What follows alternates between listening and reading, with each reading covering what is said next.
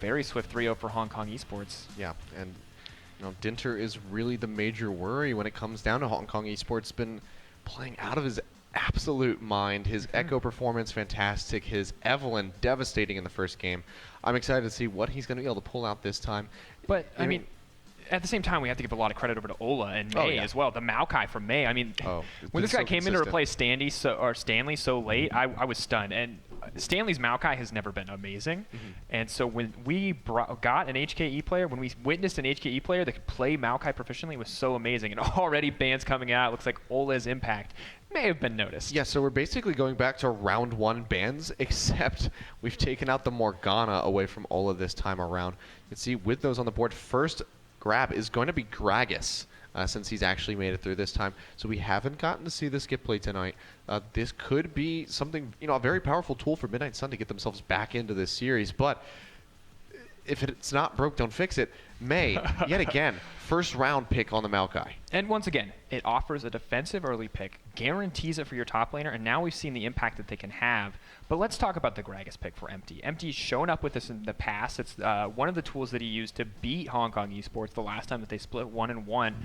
So Gragas, yet another pick that he's comfortable with. Unfortunately, Echo and Rek'Sai still available. So, Dinter has a lot of freedom with what he picks. Dinter, though, this is the exact same picks and bans from game 1. The Gragas is the only thing changing up, but Hong Kong Esports looked like they may be going back to the poke strategy. Yeah, so with this Corki coming in, I find it a little bit surprising to actually go that route here. To pick that one up instead of the Sivir, because it had such a successful game in the last round there. Because we did not notice the roster swap here coming in, because we are oblivious and we're way too focused on the Morgana picks. Guys, this is the other HKE substitute, Godquai, coming in, and from what you saw in the interview, Ole was like, "This is a guy I can talk to. This is the guy that we can make work." So, or no, this is the Hong Kong AD carry, sorry, that he wasn't comfortable working with, that he wasn't sure about, and so we'll have to see how well they can work together here. That's going to be a big question for HKE, but it looks like they're going to use this time where they have this 2-0 advantage to experiment a little bit more. Yeah, and they're looking to establish a really powerful bot lane. Alistar just kind of exploded onto the scene back around, I think it was 5.1, was it not? He, really just exploded onto the scene, and he's been, at least in North America, pick ban almost 100%. Just such an impactful support. So looking to accompany that one perhaps with this Corki in the bot lane. Ola's been playing out of his mind with the Morgana. With that off the table, Alistar definitely another support that he could be making plays with. Looks like the it's Janna going to be the Janna. And just to quote Ola here, when he came to this region, he knew that Sword Art was the best. Everyone wanted to be better than Sword Art, and Ola said, "No, I want to be the best. I want to prove to everyone that my Janna is better." And it looks like he might be able to prove it against MSE here. Yeah, and the Echo yet again going to be coming in from Dinter, so going to be looking to apply similar pressure that he did in that last game. But we can't ignore Midnight Sun. The Nautilus has been locked in for them, has long since been locked in for them. Looks like it will be a top lane Nautilus if this Braum goes through. And the Cogmaw coming through now. Now this could be 4-Stitch or Candy. I sort of like this more so in the hands of Candy though. Here's the big thing about the Nautilus is that his Riptide damage was lowered this patch. So it's interesting that we see it as a priority pick for the top lane. I still believe it's a reasonable support. It has solid engage options. It does well, even against an Alistar, because it gives you that reliable way to force a fight. But we're going to have to see. I just don't know how effective it's going to be with that lowered Riptide damage. The Kog'Maw, on the other hand, if this Victor is locked in, this is a Kog'Maw 80 carry, and I mean, if you can protect a Kog'Maw, his damage is insane, because not only does he offer you solid AD-based damage, he also offers you solid magic damage, which scales so well into the late game, and it looks like we are going to see a Kog'Maw here in the hands of Stitch. I just don't know. I have to express some concern here for Stitch, who just hasn't been playing so well. With the Graves, at least, you can use quick draw. You have that dash, a little added mobility. With this Cogmaw, you're pretty much a sitting duck. You just have to waddle your way out of the lane. He doesn't have very fast attack speed early on. It's really relying on the Q and then his items from there. So he's not going to be able to pop the concussive blows very effectively. But also, I just feel like because of his low mobility, he's going to be a sitting duck when it comes down to those parallel convergences that Dinter is going to be throwing out. We've already seen that he's pretty on point with them, so when you get a much more immobile AD carry, I feel like it makes him that much more vulnerable. It's true, but the good news is that MSE has shored up a lot of those weaknesses with 2 disengaged champions. Braum, both with that Glacial Fissure, and also Gragas with the ever-important Explosive Cask, should be able to disengage some of those champions. Additionally, Gragas, in theory, that counter to Jace because he can block so much of that Shock Blast. So MSE, I feel like they may have those weaknesses as you described them, but they still have that late game scaling safety net that they brought with Azir last game with this Kog'Maw, and additionally more disengaged tools than they did previously, and also more engaged tools. I feel like Gragas offers you the better of both, so we can look through these compositions, and you can see, 2 very different styles of play here. Corki Janna, the all-powerful bot lane, Jace in the mid lane as well, though. The raw power is definitely in the favor of Hong Kong esports, but as far as a more solid composition from MSE. As far as MSE improving and changing what was wrong in the last game, they're obviously taking steps to do that. Well, it's really going to come down to the execution from this point forward. We've seen a little bit of rough execution from these guys. Candy, though, with this victory in his hands this time around, may be able to make a little bit more of an early game impact, though he is going to be going up against Jace on the other side of that lane. Well, he should have an advantage early game because Victor is just such an impressive lane bully. Once he's able to go back and upgrade that Hex Core the first time, is reliably able to clear the waves. We'll see about it in a second.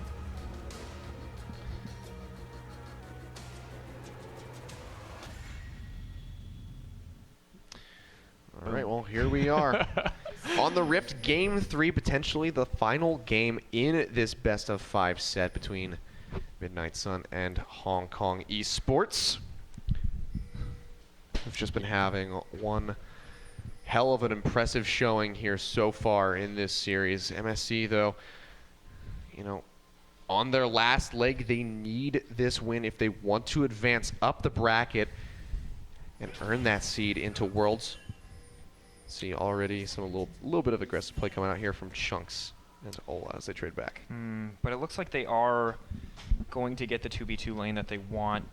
This time around, HKE have a much better 2v2 lane with this early aggression that they're going to get from Corki. So while MSE has not taken the necessary steps to provide vision to ensure that they don't get the lane swap on the side of HKE, that it has just worked out for them this time. They have picked unfortunately, a lane that doesn't really do much in the 2v2, right? Kog'Maw's just going to farm. He's just going to be safe. But thanks to the Voidoos and thanks to, obviously, the insane amount of tankiness that Braum provides in the early game, Stitch should be safe to farm. But Godquai and Ola should just have a very easy time pushing in. The big question, though, the big question still, and for the entirety of this game and games to come, is going to be, can Godquai perform? Because this is not a guy we've seen before on the HKE lineup. This is not a guy we really know anything about. Yeah, and this is an extremely interesting decision to swap him in for God JJ when they're already 2-0 in this series. You would think maybe you would want to just keep the consistency in your players, but HKE may be looking to experiment a little bit while they have this lead. They bring in Godquai, so we'll see what. We don't know what to expect from him, so we'll see what comes of this. See Ola already playing quite for 4. That Frost Bomb is not going to connect. The concussive blows will come through. Godquai gets stunned up, already down to half HP. This is not a good start. They're trying to get onto Ola, not going to be able to find that one. So already an immense amount of damage. They do trade back on the Chunks, but he was already quite low from taking the Crux. Yeah, and the big thing here you have to remember is that Braum at level 2 doesn't really have the most impact as a support, but Braum's level 1 is insane. Yeah. He's got the Q, the slow from that, the Winter's Bite, on top of the reliable stun when paired with that Kog'Maw. So I think just a little bit of a misstep here from the HKE bot lane, playing a little bit too aggressive. Luckily, not going to lose too much of it. The big question, as always, as has been throughout this entire series, is going to be jungle impact. The mid lane in the favor of Candy, or should be, once he's able to get that upgraded Hex Core. But what is Dinter going to do? Where is Dinter going to go? Because this is the guy who we've seen land parallel convergence after parallel convergence, providing so much pressure across the map. And Empty, now finally on a champion he can be comfortable with, in a lane scenario he can be comfortable with. Will he be able to show up?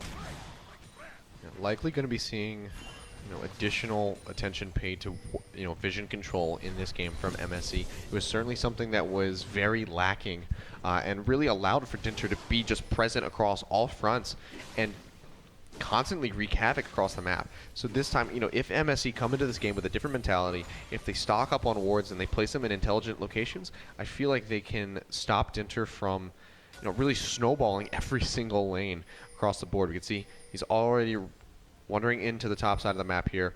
LOFS, he has that Trinket Ward placed in the River Brush. He's going to be perfectly safe here.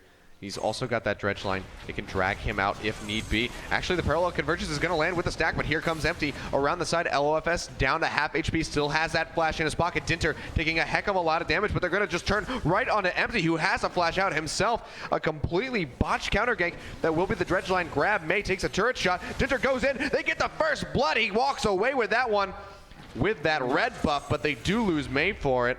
All in all, HKE still does come out on top of that one, but a little botch play from both sides. Top laner for top laner, a good exchange overall. I'm not entirely sure if Dinter meant to move in again there. May have not appreciated the extra auto attack range that phase dive was going to give him, but either way, it works out well. May does have to give his life, but at the end of the day, both top laners are going to remain relatively even. The downside for MSE is that that wave crash into the turret, that LOFS had to lose all of that. The good news, it goes over to Empty. So now, there's even more pressure for Empty to make an impact, but now with that little bit of extra CS and extra EXP, he's in a much better position to do so.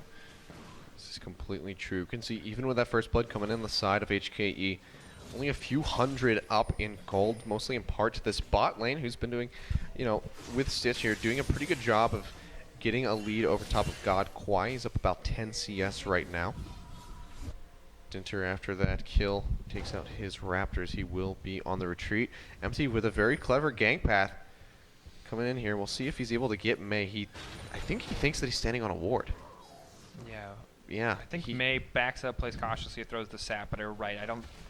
Wasn't spotted on the ward, just decided to back off, doesn't want to force anything. And the big difficult thing here, looking at this top lane and ganking, is Riptide damage was so important in those ganks. And it's not an insane nerf at the early levels, but it is pretty relevant. And Maokai, just such a tanky champion early on, that you have to be smart about how you execute these ganks, because the second you put yourself in a tower dive scenario against a Maokai, it's life or death. A single mistake could end your life. Zephyr in that bot side. Chunks will eat that and the Howling Gale knockup. They trade pretty good harass onto him, but he does have that relic shield, so he'll be able to use that to try to keep himself sustained in this bot side. Stitch still doing a very good job. May goes aggressive in the top side, pops that Maelstrom as well.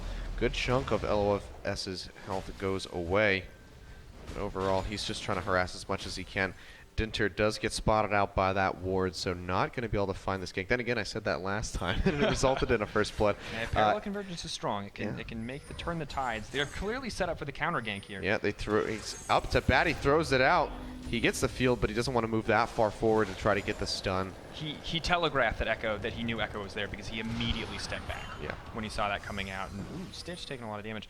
The big thing I want to note about this bot lane is that you can see God Kwai's inexperience right now in the CS. 55 for this Kog'Maw to 47 for the Corki. And this is a little bit of that early game misplay at level 1 and kind of falling behind in that trade, but it's also just God Kwai, just missing. And he's starting to recruit that now as that wave crashes into him, but look at the size of the wave going into Stitch right now. He's going to be about 10 up after this.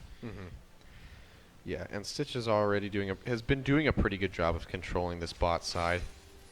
Let's see, the Sheen has been picked up here for God Kwai, so that might help him, get some added pressure in that bot side of the map, but really needs to put a little bit more focus into his CS numbers moving forward. Meanwhile, Toys in this mid lane. Mid lane's actually been probably the quietest spot in this entire series so far. Well, the big thing too is that LOFS can be such a high impact top laner when you get him ahead, and May obviously on this Maokai, it's very easy to set up for gank, so it makes sense why teams want to put pressure there. The disadvantage is, of course, you're allowing Toys to scale up for free, and Candy hasn't really been able to provide a ton of pressure in this lane. Jace's range lets him farm pretty safely. But yeah, like you said, the points of action right now are this bot lane, where obviously both teams are playing pretty aggressive, and the top lane, where there's seemingly the constantly looming threat of Dinter. Yeah. You can see, though, Toys, I believe he just got that blue buff from Dinter, helping him out. Yes, he does. Gets a nice accelerated shock blast onto Candy. Takes off a chunk of his HP, but that death ray is going to be able to fire right back into him. And it's going to be really interesting because, Victor is such a huge mid-game team-fighting champion, but Kog'Maw's really more about the late game. So they have a little bit of difference there in their power spikes, whereas Jace on level alone is going to do a lot of damage with Shock Blast, and Corki's going to get that power spike as well. So both teams a little bit of a mismatch, but a much greater mismatch on the side of MSE. So when these teams decide to team fight, it's really going to show which players I think they value more. Because, MSE, presumably they'll value Candy more and they'll fight when Candy's strong. Yeah. But HKE have always been more of a team about toys. So I'm wondering if they're going to wait for toys to scale up before they try to push for anything, or if they're going to be content with this Corki power spike on a relatively new AD carry. I mean, very new AD. The guy's very, very new. Right out the box, and we'll have to see.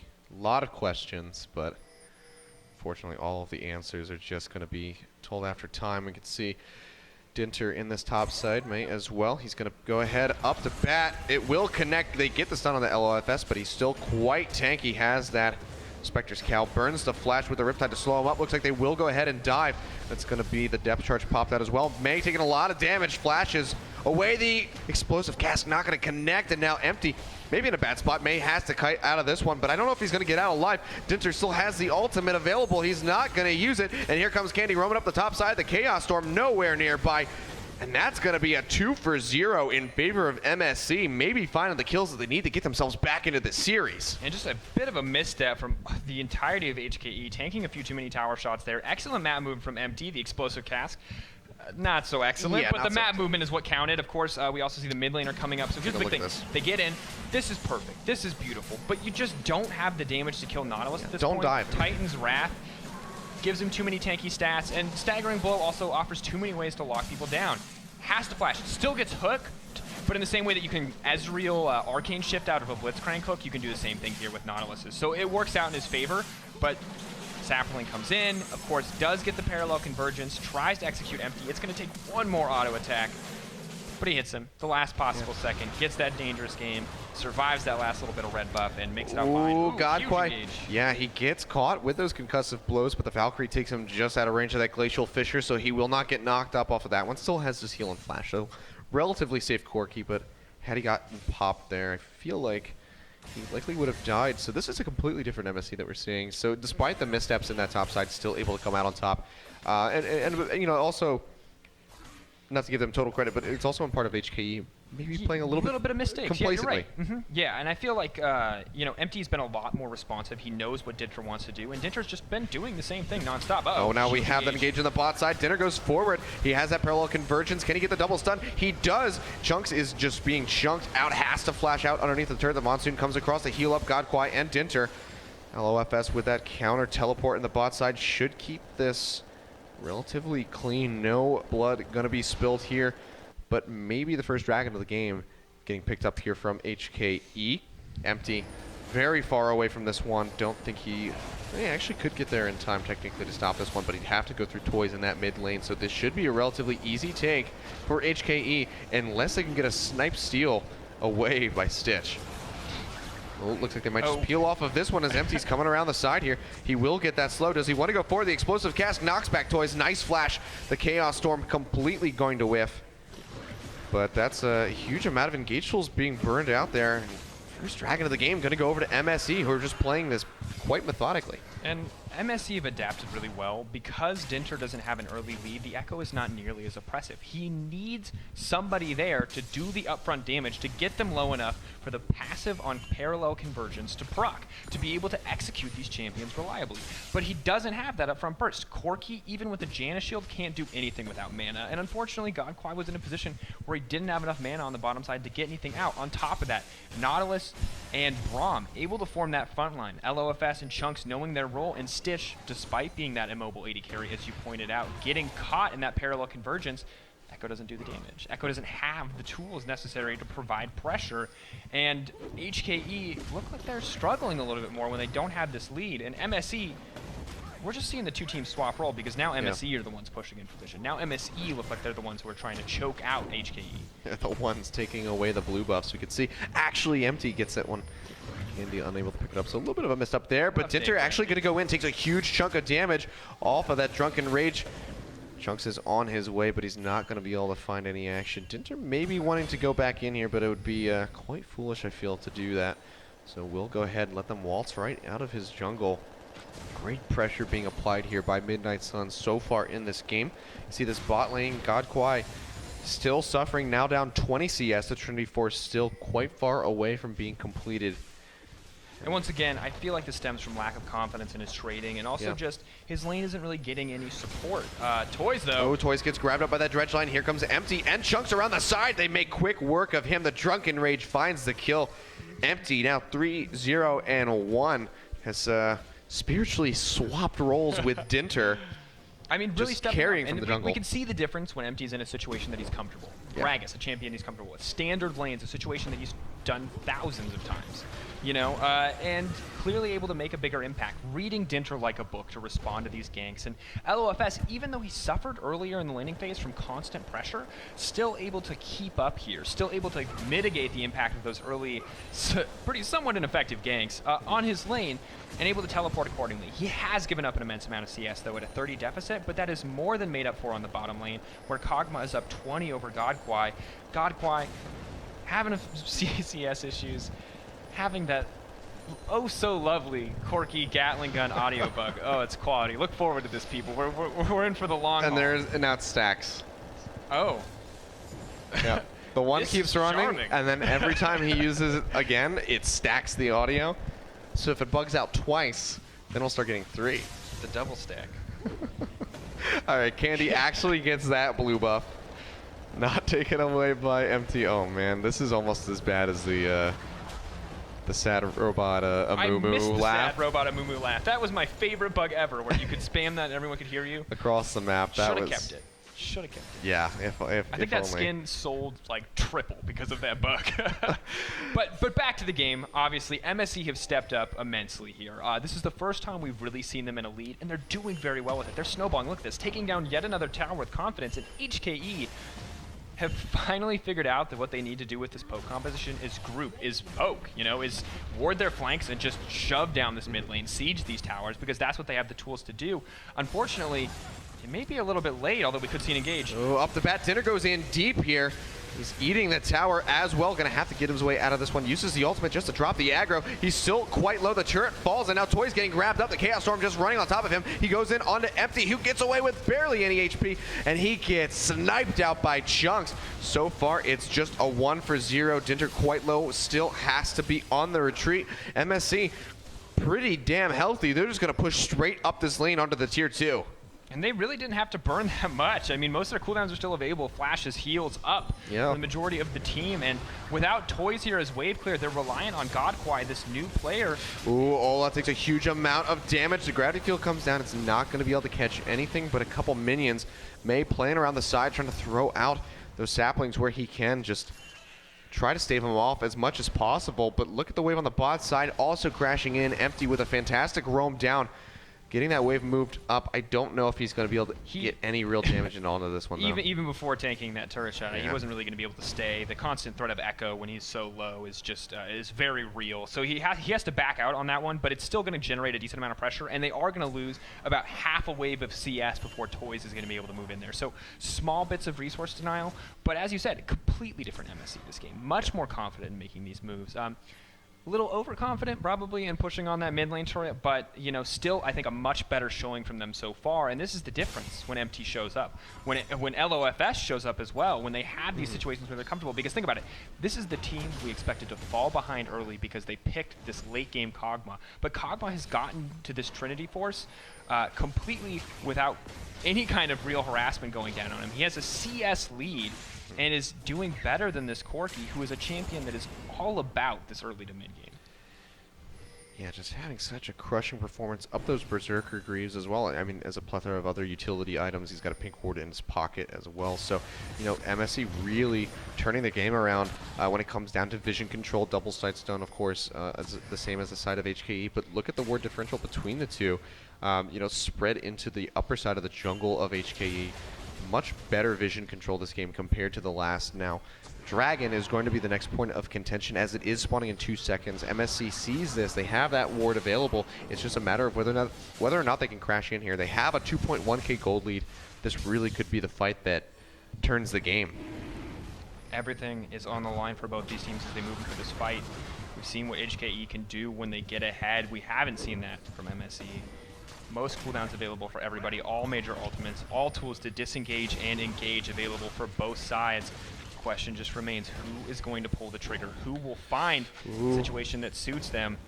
He's playing quite far forward. He's used the explosive cask on the Mei, who is just very tanky, but not tanky enough, I fear, as he does go down. Stitch on that Cogmal finds his first kill of the game. Now Godquai gets slowed out, gonna have to Valk over that wall, and they're just gonna say, you know, forget the dragon, turn their eyes straight onto this tier 2 mid tower, which is getting chunked out, and it will go down. Howling Gale does knock up Stitch, but there's no follow-up for that one. LFS tries to get the dredge line, but that draws out the flash from Godquai. And it looks like MSE takes down this tier 2, and they might be able to just waltz right out of here. Action might not be done yet. Too many members are low. Dinter could get in there and start executing people one at a time if he finds the opportunity. Looks like HKE are not bloodthirsty enough for that one, though. Yeah, and but this will enable them to pick up their first dragon and tie up that score. Empty, however, taking away the red buff, so gets that on top. But the 6% buff, this could be quite good for HKE. But it's not going to help them at all in their gold differential. So they even up a little bit in map objectives. 3-3 towers, 1-1 in the dragons, but still down 3.3k gold here. And, you know, a much different game than we've seen in the past. MSE looking much more confident, much more... Both these teams playing very similar styles when they have the lead, much more pick-focused than anything else, not looking for that, you know, styling team fight, not looking to take that risk, just looking to take out one member, take that small advantage, turn it into a larger one by snowballing it into a tower. And if MSE can keep finding these advantages, it's going to look just like the game we saw a few minutes or 20 minutes ago when HKE were so dominant, because it's such a reliable way to snowball the lead. But HKE, as a team with more experience, as a veteran team that's been in these playoffs before, we have to expect that they're going to be able to adjust at the fly, or we would be able to. But there's a lot of unknown elements right now for HKE, more than anything else, Godquai. Yeah. And again, just the most interesting decision moving forward into this game is to swap out God JJ for Godquai, and so far just not really paying off. Still down. I mean, he's at least been consistent in how much CS he's down. He's not losing more. So he's been down a constant about 20 CS, but still needs to hit some major item spikes, opting to go for the Bilgewater Cutlass instead of the Sorcerer's Shoes. So he's just going for that instead, so he can try to kite back, you know, away from this Nautilus. Coming in, we could see the fight here. Yeah, this is Meg going in deep here, but he's already chunked down to half HP, and Dinner is just getting caught out by Empty on the sidelines. Twisted advance over the wall. Looks like May will go down. He is the first casualty, but Toys has killed Candy on the backside. We'll see if he's able to do anything else. Empty has to flash over the wall. Chunks with a fantastic shield eats that shock blast. Overall, it's a 1-for-1 top lane for the mid lane. And now Dinner, he's going to get caught out. LOFS, he pops. Actually, wow, he got out with the recall, but Godquai gets caught. That's going to be the depth charge, goes over to him, and they finish him off. Stitch finds that kill, so a 2-for-1 in the end. Really surprised that Dinter got out on that recall, but fantastic play yet again by MSE, just collapsing in and getting these kills. Toys did a fantastic job of just taking out Candy on the sidelines, but it doesn't matter. Well, once again, it just feels like a very different situation. May with arguably, I would say, a very bad teleport. Teleporting in on the backside. Yeah, we'll see it again here. We're gonna see Toys get the solo kill. Obviously, Candy doesn't stand a chance at that point. Just was not prepared whatsoever. But you see how low May was when he went down. He tried to run through 3 members of MSE to get into that line to catch out Empty, and it wasn't there.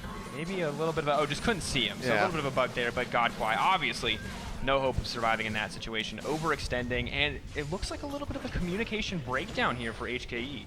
Yeah, so I mean, one of the things that we talked about was, you know, JJ's communication with Ola, and maybe now Godquai not quite having better communication than they did in the past. Now Ola in a bad spot. The explosive cast comes across Chunks. His Q is not going to connect, but that's going to force a flash over into the Krug pit here. Ola's going to have to retreat. MSE playing out of their minds, looking to take this to game 4. Definitely, and Ola, that flash on Janna is so important, because while Gragas's explosive cask has range, and you can throw it out, use it as a reliable disengage, if Janna monsoons, every time she does that, she's risking her life because she has to stun herself for a second to knock everybody back. And yes, she can't instantly lose it, but she's only going to hit the people in range if they're able to get in position to land more skill shots. Jaina is incredibly vulnerable. So taking that flash away before a team fight circumstance, before a position where Ola can use Monsoon, going to be very detrimental to not only HKE's team fight, but also obviously to Ola's personal health. Yeah. See, maybe a pinch down onto Empty here. That is the Righteous Glory pop by Mei. Not going to be able to find that they do clear out some wards, but because of that nerf, we're not going to see that available for another 90 seconds. So a minute and a half before they can pull the trigger on that engaged comp. Not looking good here for HKE. Still down now, a growing number of gold here. Looks about 4.4 thousand. Not as substantial as the gold leads that they had over MSE in the past couple games, but still not getting any smaller as the time goes on. Well, pretty big too. And the other big thing to note is that the scaling advantage wasn't massive, right, in the other game. But the scaling advantage here for MSE is pretty huge with this Kog'Maw pick. Obviously, Victor, more of a mid-game focused champion, doesn't have the Sivir to get to the backline. So Victor's mid to late game will be somewhat mitigated because they lack, the Sivir pick that HKE had in the previous game with their Victor.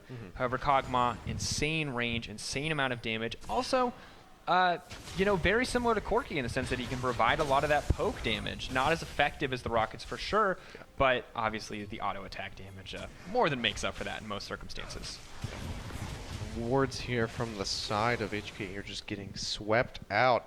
MSE doing such a good job of getting vision control here as they get poised for this third dragon of the game. 1-1 between both of these teams. 35 seconds until that spawns up. See HKE hovering around this Baron pit. Not sure if they want to. And HKE planned this out. They knew that the dragon would come soon, but they put down so many pink wards in that Baron area, trying to get control. It looks like they're just going to back out though and give up this vision. I don't really know if they needed to make this decision, but they did not want to risk forcing a sloppy team fight into that 5k gold advantage present on the side of MSE. Titan's Wrath saving the day there. LFS not taking any damage whatsoever. Yeah, especially with that Glacial Shroud in his pocket. Going to be looking to get that Frozen Heart quite soon. Dinter, meanwhile, taking so much damage. Stitch just ripping through his HP bars. Dinter playing it quite far forward. The Monsoon comes across. The Chaos Storm just sitting in the carries here on the side of HKE. That Dredge Line connects on the toys just by the last pixel. LFS so far forward. He goes down. Godquai will find that kill. We'll see if this is going to continue. The Gravity Field locks in main. He takes a good chunk of damage here from Stitch's auto attacks.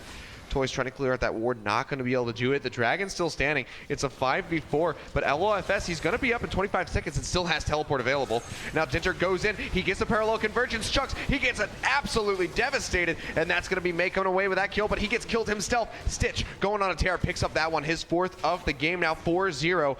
Empty taking some hits from this accelerated shock blasts. But this is really just going to be MSE sticking around trying to buy some time. Looks like that might be the peel off. HKE, are they going to go for this dragon? I don't think so. And here's the big thing about this MSE team comp. You could see this situation where in theory they have an advantage where they've, could find and engage. But the issue with this Kog'Maw pick, with this, here comes the TP. Oh, Toys the in trouble. flank, yeah, LFS gets the lockdown. Toys with that passive. They go in on him and Stitch finds himself another kill, now 5-0. And that's going to spell for a very easy dragon take for MSE. It'll give them their second of the game. These guys are looking so very strong right now. Can't get that steal away. Mei goes in, trying to lock down Candy, but they're actually going to turn onto Empty, it seems. Maybe get onto Stitch, who is completely out of mana. Flash not available. They take him down. Agathian Surprise not going to be able to kill anybody. Mei still going in, has Righteous Glory pop. Flashes over the wall. Can't find anyone to Twisted Advance onto, however. So good counter engage, but still looking quite rough for HKE. Top wave pushed up, but I don't know if they can really do anything with that just because of how far away they are currently. One of the big things that that MSE's team comp is going to struggle with moving forward is that because they've opted for this Kog'Maw and they don't really have the most reliable ways of engage outside of Nautilus, they really need HKE to come to them. So the easiest way for them to do that is to force those neutral objectives, to try to get them in, to try to get them to fight. But if they're going to do that, they have to be very smart about it. Kog'Maw and Victor need to set up, need for people to come into them. But if they're not in a good position, if they trap themselves in that dragon pit, as we saw there, where Kog'Maw didn't have a flash, then HKE will have a very easy time getting in because they don't lack that problem with engage options. They have this Maokai, reliable, guaranteed engage, Echo for the follow-up. You've got Tornado from Janna as well for follow-up. So as long as Mei is on the front lines, MSE have to be very careful about how they position. If they position well, they'll win the fight for sure. But if they make those small mistakes like we saw there, they're going to drop out very quickly. All comes down to execution here. HKE trying to close this gold gap as much as they possibly can. Get their foot back in the door here. They've had complete control over this series so far up to this game. Now starting to falter. Need to regain that control if they want to get this 3-0 closeout over MSE and move forward into that next round. Really everything on the line here. And MSE is not going down without a fight. They've been playing absolutely out of their minds this match. Let's see, maybe Empty in a bad spot. Parallel Convergence comes in. He uses the body slam to get himself to safety. Drunken Rage, they go over onto Mei. They get that lockdown. He twisted advance over onto Chunks, but it looks like he will go down. He does. LOFS from the sidelines. Dinter has to use the ultimate to try to give himself to safety. He uses the phase dive to get himself over the wall. LOFS does go down. Toys walking away with that kill, but they fire right back, and Empty gets the kill. Now Godquai on the run. The Chaos Storm in hot pursuit. That Death Ray will deal a good bit of damage, but it's not going to be enough to take him down, and that's going to be MSE starting up the Baron here. Just 30 minutes into this game.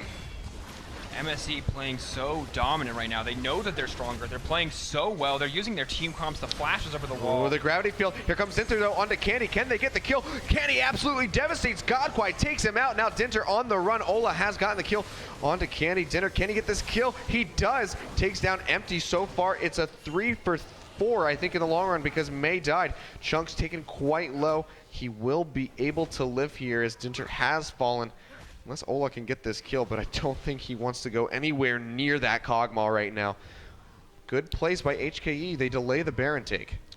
Yeah, and, you know, it's called Death Ray for a reason. Sometimes you jump into it and die. But of course, let's look at the fight as it started. Mei isolated, beautiful, beautiful disengage start from Chunks to make sure they could take out Mei before the fight began. Godquai and Toy dealing so much damage on the backside obviously means that LFS is going to go down, but oh, the sheer amount of burst coming in for Candy guarantees that kill. Here's the big thing about that fight and why it looks like both teams are so even. Stitch is trapped on the backside. He got to deal a ton of damage to Mei and take down Mei quickly, but he really wasn't able to auto-attack through that last segment of the fight at all. So MSE are a lot farther ahead than it looks in that fight, simply because Stitch was not in a good position to execute, but now they're in a good position to execute Baron as they move in here, but Chunk's taking a lot of damage. Yeah, he's taking a heck of a lot of damage. Baron just absolutely ripping through his health bar. Good pink ward to the back side of the pit for HKE to be able to spot that one out with the Braum gone. Don't think they're going to be able to find any plays, but it would be quite a good time to do so. Looks like they're just going to go back to sweeping out these wards in their jungle, maybe get some more control around this pit and save the fight for another time. Dragon, meanwhile, spawning in about 1 minute and 35 seconds. The second for HKE, the third for MSE. Both teams going to want to contest that. We're going to have to see what HKE do. This game has been all about execution errors for them. It was both in the bottom lane and just a new guy on the team trying to farm well. Couldn't quite, you know, that small disadvantage there. But additionally, just mis-execution on those tower dives in the top lane, allowing LOFS and Empty to get ahead, allowing Candy and Stitch to farm up for free.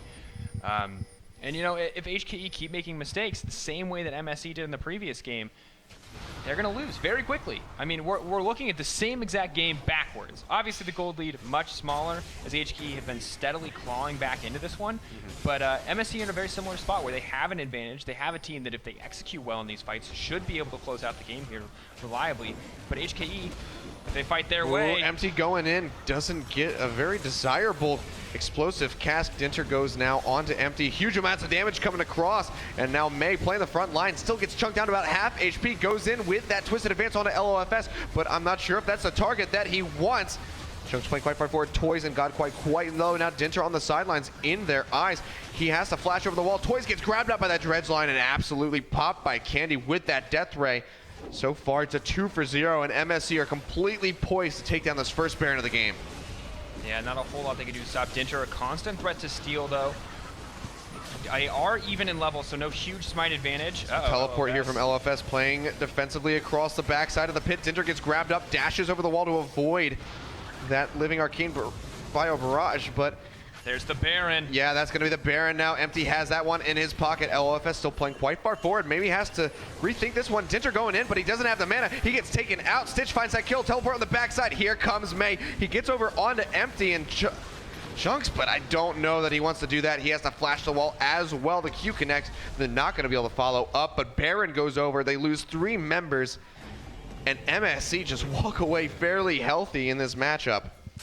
And there is a specific beauty to this team that MSE have put together, because when May went in, Candy does such a good job of zoning the team away, the constant threat of that Victor AoE, the constant threat of that Braum disengage. You can see it here, and let's look at this again. Yeah. So they go in, they think they have a good option. Dinter's trying to get this on. They're focusing on here. May goes in. The rest of the team can't follow up because of how much Candy can do. So Stitch just gets to auto-attack for free. Solo rips through May's health bar, no problem. No one can test, and now Victor, as HKE finally able to move in on this fight, rips through those health bars. Half health on Toys. Beautiful long-range hook means Toys is going to get taken out by that second laser. But at the end of the day, that's the thing. HKE have to be confident. They have to pull the trigger. It just has to happen for them, and it hasn't. Yeah, we can see this gold lead now starting to be a bit more reminiscent of the last games, but completely reversed here. 56.6 thousand to 48.9. MSE are in such total control of this game. Up in towers, up 2 dragons, up 10 kills. Just playing unlike their former selves in this series, just really turning themselves around. And HKE, you know, they have to be thinking what went wrong here. You know, for HKE, I think they're just, they played like they didn't have a substitute player. They played like everything was in order for them, like it was in the last game, and they really didn't have that same strength. They don't have an AD carry that they're as confident with, and you can see MSE, when they get everything that they want, this Gragas for Empty, along with standard lane setups, how well they can perform. And for HKE, I mean, this tower is almost assuredly going to be going down here. I don't know if the poke's going to even be enough to take out this cannon minion.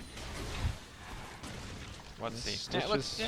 Tower's going to live. But, I mean, as they start to siege in here, HKE have to play aggressive. They have to get this Kog'Maw out of the fight. They have to use this Twisted Advance as best as they can. Uh-oh. Moving forward here. Looks like they're not going to find any true engage. This tower's still getting sieged down. As soon as this goes down, that should be the opening for the fight. Empty moving forward, has that Righteous Glory pop. Not going to be able to find any marks to body slam into. They might just want to take this inhibitor and peel right back out. Toys gets grabbed up by the dredge line, the depth charge as well. They pop him up in the air, and he gets popped completely as Candy gets that kill. LOFS takes down May as well. Now Dinter goes on the backside, but has to use the ultimate to get himself to safety. God quiet. The dredge line connects. LOFS is just lining them up one after another. Candy, he finds that kill, and this could be the final push onto the Nexus that MSE has been waiting for. And MSE are playing so confidently, but Dinter able to find the stun, able to slow this process down, may be able to keep them in the game, but it looks like it may not be enough. Yeah, a 9-1-6 Kog'Maw, that Trinity Force in his pocket. Both Nexus turrets have fallen. The Nexus going down as well, and that's going to be MSE coming up with a win. We're going to game 4. After that 2-0, I thought for sure that we would see the 3-0 in favor of HKE. I did not expect that roster swap for them coming in. These mid-game swaps, a very new concept for the team as a whole. Haven't really done that one in the past. This experimentation, these trying new things for them, not working out so well. You can see how the team has tried to broaden their identity with these poke compositions. They know poke is strong. They want to be able to play these poke teams, but at the end of the day, HKE is a team fighting team. They need to be in situations where they can execute a team fight they understand. They need picks like Victor and Sivir and Morgana, these reliable engage options. And when they do not have them, they have faltered time and time again, both in the regular season and now in the playoffs as well against MSE. If HKE keep picking poke, if MSE keep getting the champions and the lane matchups that they want, they will keep dominating in games like that.